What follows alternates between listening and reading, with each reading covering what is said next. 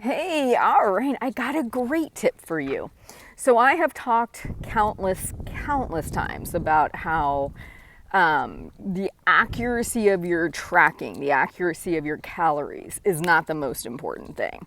The most important thing is staying consistent with the habit of tracking and not allowing your lower brain chatter to convince you that because you ate this quote unquote high calorie thing or because you don't know the calories, all these different reasons it throws up to kind of lead you back into your eating habit, that you don't need to trust that. You can just say, no, it's okay. I'm just going to be consistent. I'm going to write everything down, even if it's best guess scenario, right? We've talked about restaurant food. We've talked about eating out. We've talked about, going with that kind of middle number. Well, I have one client, she really keeps struggling with restaurants. And I finally gave her, I think, a tool that would be really helpful, and I want to share it here. So what I told her to do is, because she said she finds it easy when she goes to certain restaurants that are chains because she can look up the nutritional information. It's already posted online and she can know exactly what she's doing. But when she goes to these mom and pop restaurants or restaurants that have kind of a hodgepodge of foods where pulling it apart and trying to discern what she's eating is very complicated, she feels herself shut down and stop tracking, right?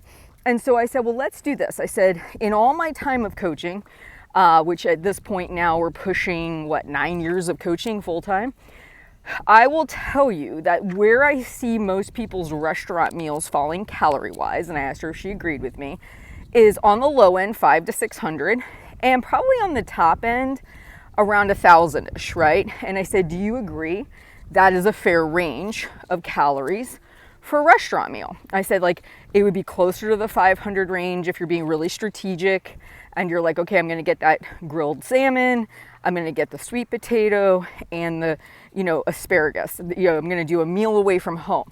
Pretty close to 500-600 calories. Whereas if I go to this restaurant and I get the big mouth burger and a side order of fries, I'm probably looking at 1,000 to 1,500 calories, right? I said, do you agree that that's a fair range? She said, yes. I said, okay. So to make this easy on you, what we're going to do is we're going to pick one restaurant. It doesn't even matter. It can be Red Lobster, Chili's, whatever. And you're going to create 3 meals: restaurant meal A, restaurant meal B, restaurant meal C. And what you're going to do is you're going to have it kind of come to one of these 3 calorie markers: 500, 750, 1,000. And when you go out to eat, I want you to look at the plate and tell me, would it be closer to A, B, or C?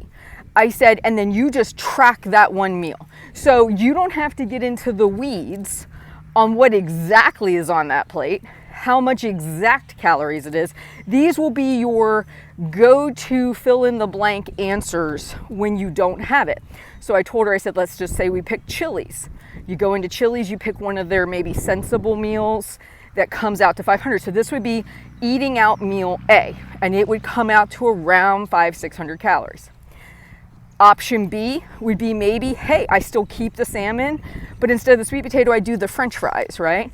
And I maybe have the vegetable. So now maybe my calorie target is more like 750. So that's your middle of the range meal. You're generally picking mostly helpful foods, but you might have one small indulgence in there or a glass of wine or something like that, right? And then your 1,000-ish calorie meal would be the meal when you're maybe having a more indulgent meal, like you're gonna get the big mouth burger, you're gonna get the small fry, you're maybe gonna have the glass of wine, and you already have all this preset. Now in MyFitnessPal, you can save meals, right? So I told her, because that's what she uses, I said go in and save it as restaurant meal A, restaurant meal B, restaurant meal C. Now when you go out to eat at any of these hole-in-the-wall restaurants, any of these places that you're not sure, you assess the meal and you say, okay, is this closer to an A, closer to a B, or closer to a C? And then you just select that meal and you are done, baby.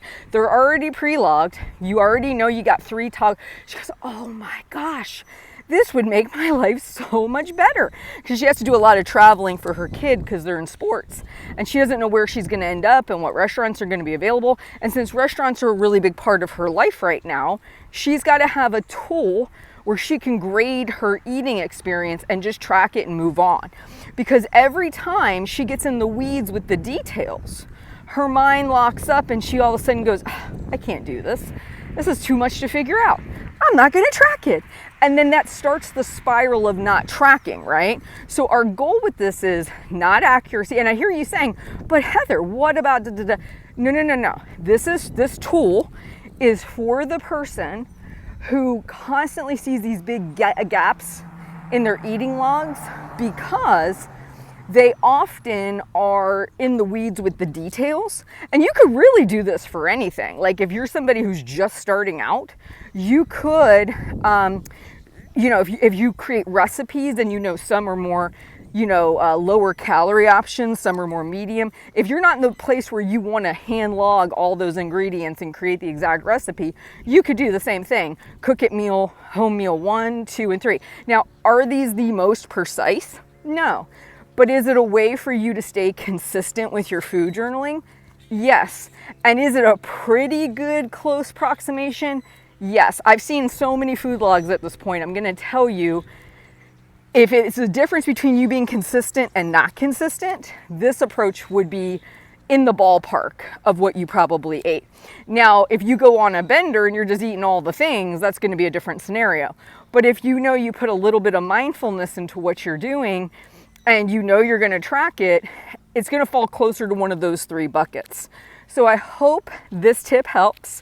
I am currently right now in the academy working on March Scale Sanity. So if you know that the scale messes with your mind, feel free to join us so you can get some benefit from our monthly learning focus. And if you want to start to create a plan for you by you, we have the brand new, started this year, HSM Weight Management Plan. One of our awesome academy members shared with me how she had joined not knowing what to expect, but she absolutely loved the HSM Weight Management Plan because she actually felt like it was me coaching her, and it was her opportunity to start to actually create her own weight loss plan that works for her in the stage of life she's in right now. So just want to encourage you, all that's at the academy. You can go to halfsizeme.com/join. You have a great day. Like and subscribe, and I will be back with more tips and helpful information in the future. You guys take care.